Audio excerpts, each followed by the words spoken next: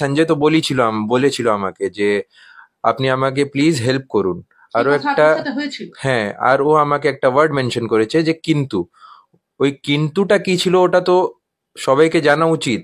ওই কিন্তুটা যা ছিল, এখন আমি ভাবছি যে ওটা পলিটিক্যাল প্রেশার ছিল সঞ্জয় রায়ের উপরে। সঞ্জয় বলেছে আমাকে যে আপনি আমাকে একটু, সে আমাকে পুরো ব্যাপারটা এখন বলে দিয়েছে যে কি হয়েছে সেই রাতে। দেখুন, ওনারা বাঁচাতে চায় যারা অ্যাকচুয়ালি ইনভলভ আছে ওদেরকে, আর তাই জন্য এটাই করা হচ্ছে যে সঞ্জয় মরে যাক, ওকে ফাঁসিতে ঝোলানো হয়ে যাক, আর তারপরে যে করেছে তাদের শক্তটা কোনোদিনও পাবলিকের কাছে না আসে। এই জন্য এইসব কনস্পিরেসি গুলো ক্রিয়েট করা হচ্ছে। বলা যাচ্ছে যে ডিএনএ ম্যাচ হয়ে গেছে, সঞ্জয়ের হেয়ার চুলে ডিএনএ ম্যাচ করেছে, কিন্তু জাজমেন্টে কপিতে লেখা আছে from the evidence it also came out that due to mismatch of one label over the wearing apparels of the victim and pubic hair, the police did not take the sample on 10th August 2024 and it was collected by the police on 12th August. দুদিন কি police ঘুমাচ্ছিল? আমি তো এটাও বলতে পারি যে place of অকারেন্সটা ওটা ছিলই না, আর অনেকজনকে উইটনেস করা হয়েও ছিল, কিন্তু প্রসিকিউশন কেন শুধু 50 জনকে উইটনেস করে কেসটা পুরো ক্লোজ করে দিল? হি ওয়াজ আন্ডার প্রেশার। ও ভেবেছে ওকে যদিও কিছু মুখ খোলে বা কিছু হয় ওকে ওখানেই মেরে দেওয়া হবে। বিস্ফোরক হি ওয়াজ কোথেকে আন্ডার করছে? Pressure, he was under under pressure pressure by হুম?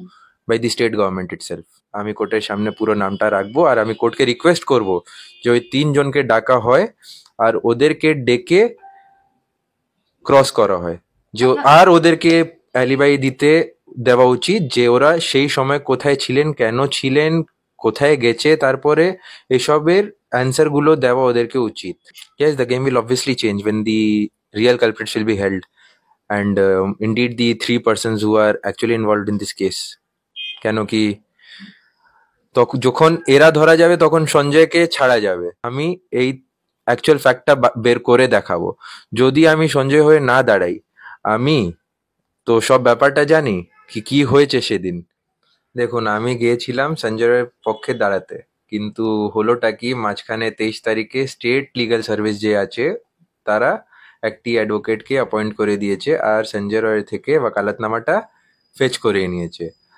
আমার অ্যাপ্লিকেশনটা ছিল to the ADG of the correctional services and secretary of the honourable chief justice, dated 21st January, ওকে। কিন্তু হয়েছেটা কি, আমার 21 তারিখে ছিল, ওনারা ফাইল করেছেন 23 তারিখে। আর state in a very hurried manner Sanjay রয়ের ওয়াকালতনামাটা ফেচ করে নিয়ে, কেন কি সঞ্জয় তো বলেছিল আমাকে যে আপনি আমাকে প্লিজ হেল্প করুন। কি আরো কথা একটা, আপনার সাথে হয়েছিল? হ্যাঁ, আর ও আমাকে একটা ওয়ার্ড মেনশন করেছে যে কিন্তু। ওই কিন্তুটা কি ছিল ওটা তো সবাইকে জানা উচিত। ওই কিন্তুটা যা ছিল, এখন আমি ভাবছি যে ওটা পলিটিক্যাল প্রেশার ছিল সঞ্জয় রায়ের উপরে। আর পলিটিক্যাল প্রেশার কে দিতে পারে ওকে? ওটা কোন তো কোন প্রেক্ষিতে কিন্তু কথাটা এলো? প্রথম দেখা করলেন কবে? আমি প্রথম ওর সাথে দেখা করেছিলাম 22nd, যখন আমাকে কোর্ট অর্ডার দিয়েতে পারমিশন দিয়েছে ওর সাথে দেখা করার জন্য, যে আমি ওর সাথে লিগ্যাল ইন্টারভিউ প্লাস ওয়াকালতনামা ফেচ করতে ওর কাছে যেতে পারি। সঞ্জয় বলেছে আমাকে যে আপনি আমাকে একটু টাইম দিন, আমি আপনি আমাকে হেল্প করুন আর আপনি আমাকে টাইম দিন। আর যখন ওয়াকালতনামার কথা আমি তুলতাম তখনই কি হতো যে পুলিশ প্রশাসনের লোকরা, কারেকশনাল হোমের লোকরা ওখানে বাইরে থেকে ওকে দেখতে শুরু করে দিত, যে ও কোনো ওয়াকালতনামা আমি যদি সই করাই ও করে না আমার প্রেজেন্সে, বা আমার ওয়াকালতনামাতে ও সাইন করে আমাকে প্রাইভেট কাউন্সিলর হিসাবে আমাকে অ্যাডভোকেট অ্যাপয়েন্ট না করিয়ে না, এই জন্য ওরা ওকে দেখতে থাকতো। আর যখন আমি অবজেকশন করতাম ওনারা একই জিনিস বলতেন যে ওটা সিকিউরিটি রিজন। কিসের সিকিউরিটি রিজন আমি জানতে চাই? এত বড় প্রিজন আছে, এতগুলো লোক আছে ওখানে, সুপ্রিটেন্ডেন্ট ওখানে বসে, ওর বাইরে ইন্টারভিউ রুম আছে, তাহলে কিসের সিকিউরিটি রিজন? আর তার উপরে ওরা সন্দেহ করছে একটা অ্যাডভোকেটকে যে আমি ওকে কিছু করে দেব। এটা কি করে পসিবল হবে ম্যাডাম? আমি একটা প্রশ্ন করি, টু বি স্পেসিফিক। হুম। ওকালতনামায় একজন প্রাইভেট লয়ার হিসেবে সেই প্রভিশন তো ছিল, যখন আপনি একদম হাইকোর্টের সুপারভিশনেই গেলেন হুম। সঞ্জয় রায়ের সাথে দেখা করতে প্রেসিডেন্সি কারেকশনাল হবে, সেখানে প্রথমে যখন আপনি সঞ্জয় রায়ের সাথে প্রথম দিন কথা বললেন, সেখানে সঞ্জয় রায় আপনার আপনার সাথে কি সম্মতি দিয়েছিলেন? আপনি যখন বললেন সমস্ত বিষয়টা, কি কি বললেন উনি আপনাকে? যদি সঞ্জয় রায় সম্মতি না দিতেন তাহলে এখন আমি পুরো ব্যাপারটা জানতাম না। সে আমাকে পুরো ব্যাপারটা এখন বলে দিয়েছে যে কি হয়েছে সেই রাতে। এখন তারপরে যদি কারেকশনাল হোমের যদি অফিসাররা এসে ওকে চোখ দেখিয়ে যদি বলে দেয় তুমি কিছু করবে না, করতে যেও না, তাহলে আমার তো কোনো ওখানে কোনো বলার কথা নেই। ওকে আমার সাথে যখন দেখা করতে আসছিল, ওকে আগে কন্ট্রোলারের রুমে পাঠানো হতো, আর কন্ট্রোলারটা বলতো যে তুমি কিছু করতে যেও না, তোমাকে তোমার তোমার কেসটা নিয়ে প্রাইভেট ডিফেন্সরা নিজের নাম করতে আসছে, এইসব বলে ওকে পুরো ম্যানিপুলেট করতো, আর ওকে পুরো স্ট্রিক্টলি না করে দেওয়া হতো by the controller of the presidency correctional home যে তুমি কোনো প্রাইভেট ডিফেন্স নেবে না।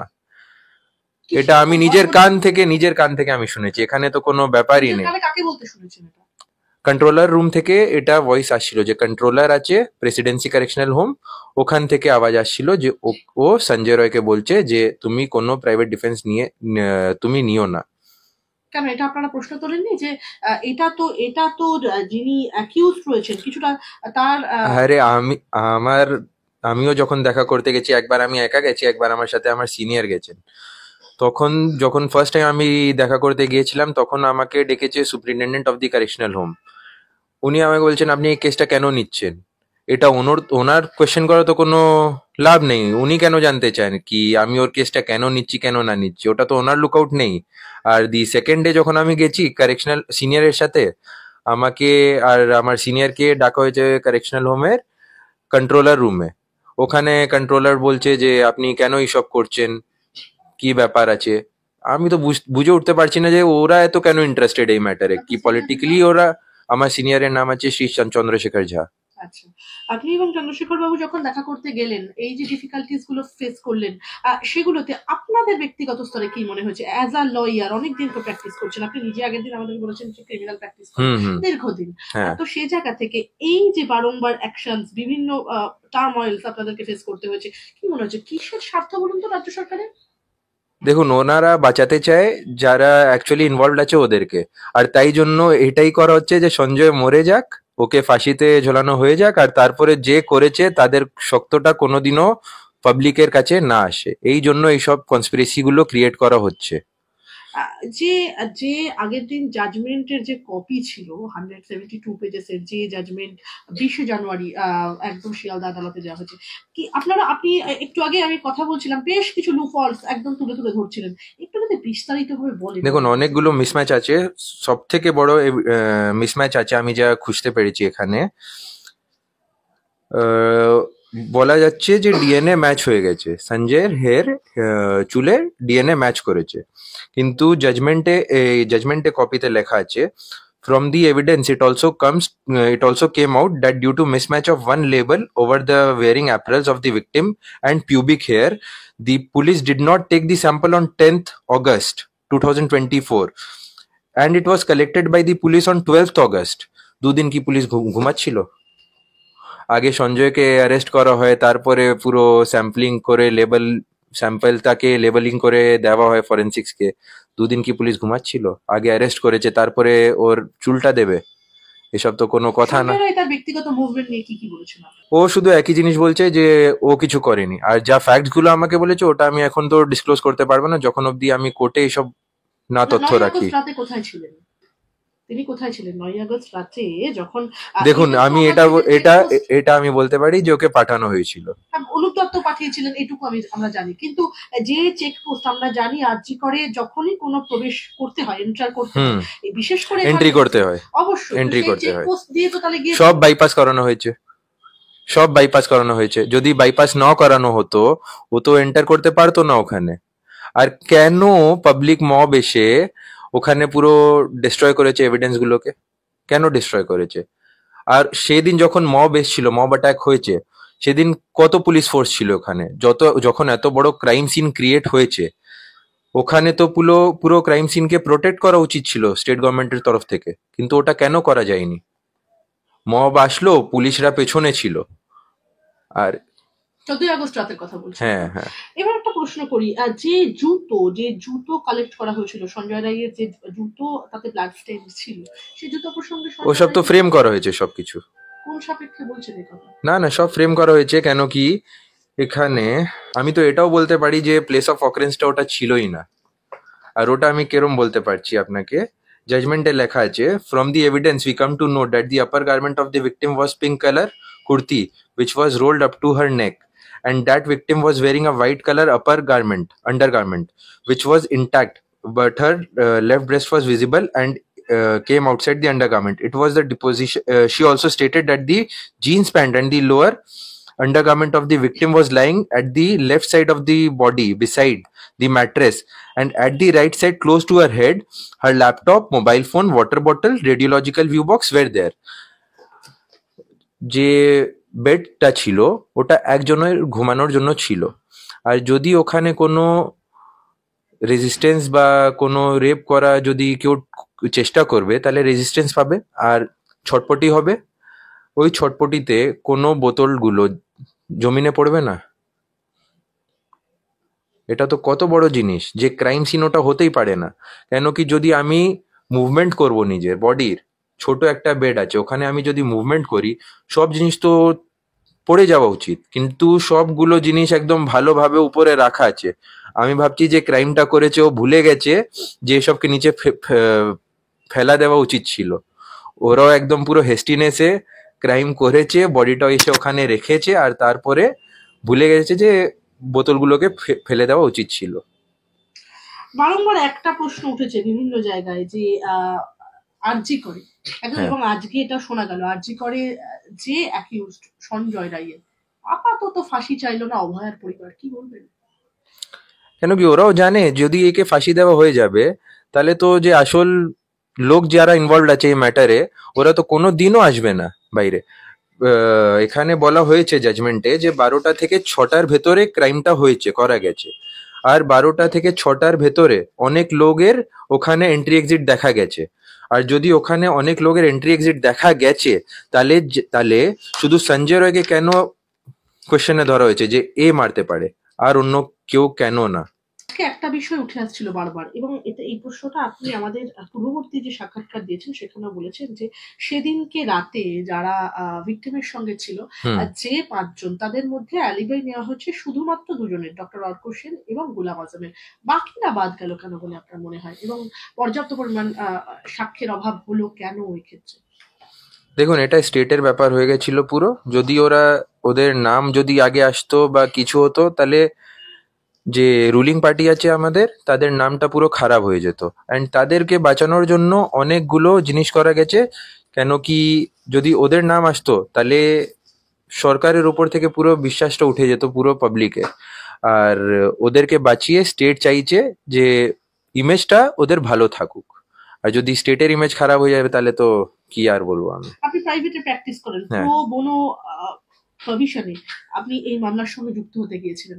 আমি একটা প্রশ্ন করব, রাজ্য সরকার এবং সিবিআই এর ভূমিকা নিয়ে বারংবার নির্যাতিতার বাবা মা প্রশ্ন তুলেছেন। তারা তো একদম মানে টু বি স্পেসিফিক বলে দিয়েছেন যে সিবিআই মিথ্যে কথা বলছে, সুপ্রিম কোর্টে তাদের স্টেটমেন্ট এক, তাদের সাথে এবং নির্যাতিতার বাবা মায়ের সঙ্গে সিবিআই এর যে গতিবিধি সেটা ডিফারেন্ট।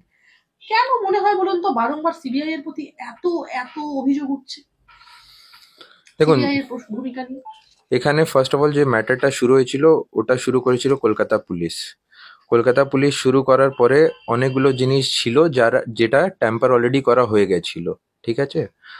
ওখানে বলা হয়েছে যে ভিকটিম ছিল তার ব্লু কালারের তাকে ব্লু কালারের বেডশিট বা ব্ল্যাঙ্কেট ওকে পরানো হয়েছিল।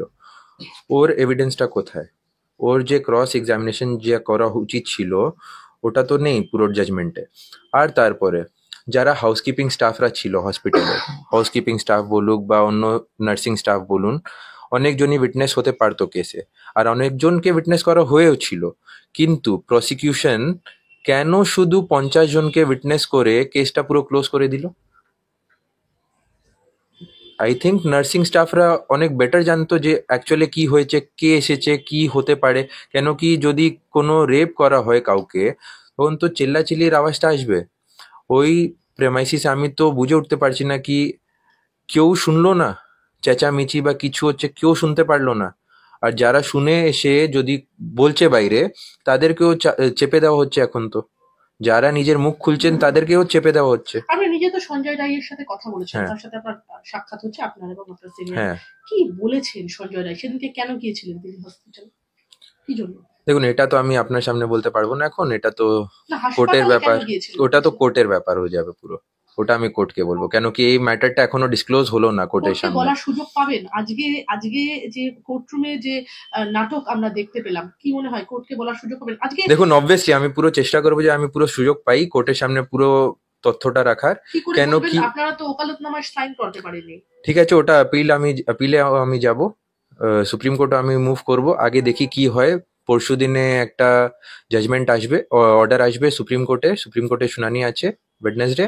তো সেদিন কি হয় তার উপরে আমি বেস করে ডিসিশনটা নেব, আর আমার সিনিয়রের সাথে কনসাল্ট করে আমি ডিসিশন নামবো যে কি করা আগে উচিত আমাদের। সুপ্রিম কোর্টের ওপর আর থেকে একটা জিনিস আমরা করতে চাই যে আমরা আরটিআই ফাইল করব regarding the state legal service authority, DLSA, as well as the ministry of law, যে যদি 1000টা কেসও দেওয়া যায় to the DLSA, state legal service authority or any of the bodies, 1000-এর মধ্যে যদি রিপ্রেজেন্ট করছেন ওরা অ্যাকিউজডকে, তাহলে কত কেসেসে ওনারা কনভিকশন ওদেরকে বাঁচাতে পারলেন, কি কতজনকে ওরা ভেতরেই ঢেলে দিলেন যদি ওরা কিছু নাও করলো। এটার জানা সব পুরো পাবলিক অ্যাট লার্জকে পুরো উচিত আছে।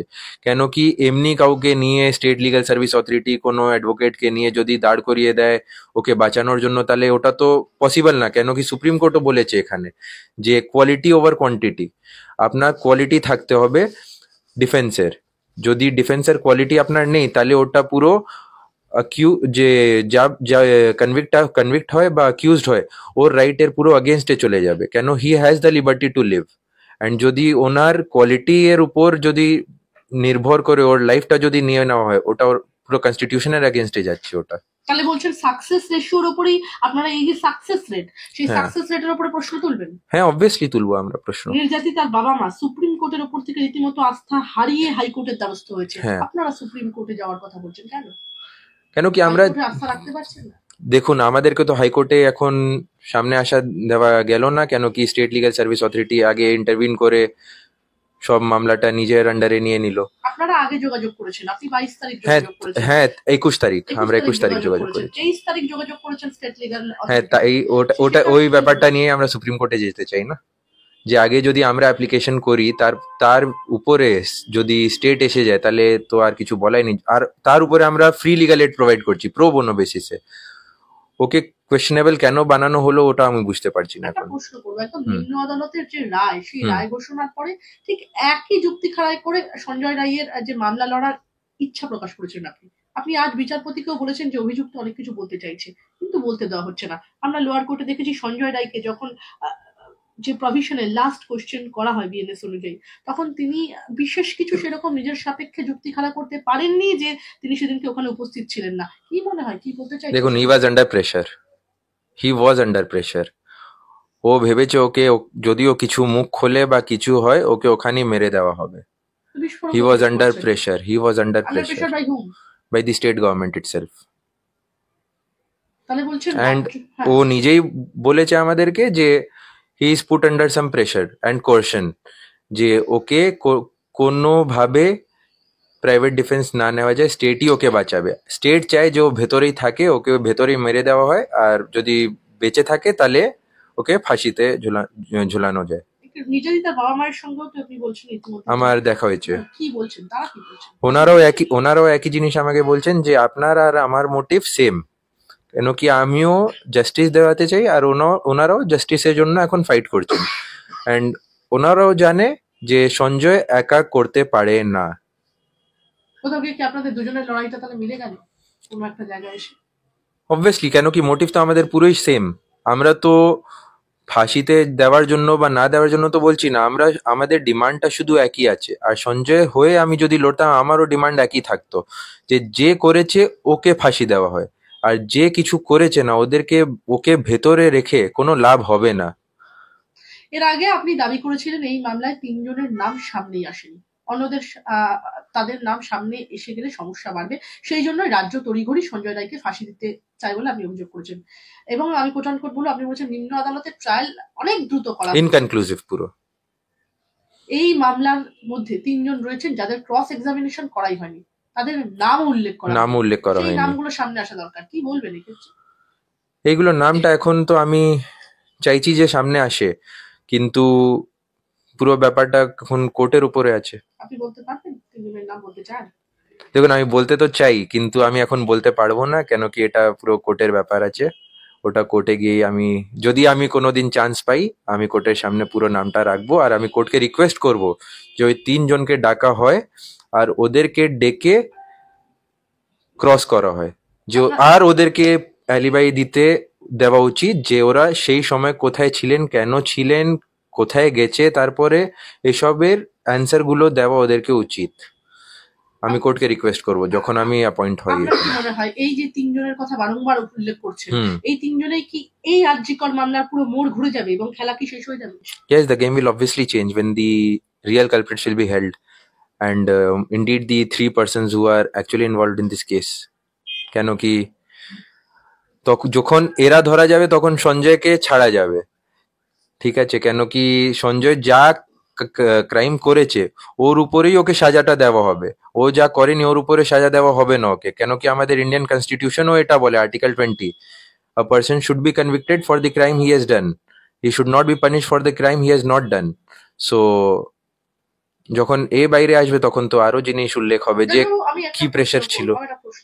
আপনি কি আর সঞ্জয় হয়ে লড়তে পারবেন? কারণ সরকারি আইনজীবী দেবাশিস রায় বলছেন যে উনি আপনাকে কোর্ট করে তিনি বলছেন উনি জেল কর্তৃপক্ষকে চিঠি লিখেছিলেন, জানানো হয়েছে অভিযুক্ত ওনাকে রাখতে চাইছেন না। সঞ্জয় রায় নাকি আপনাকে রাখতে চাইছেন।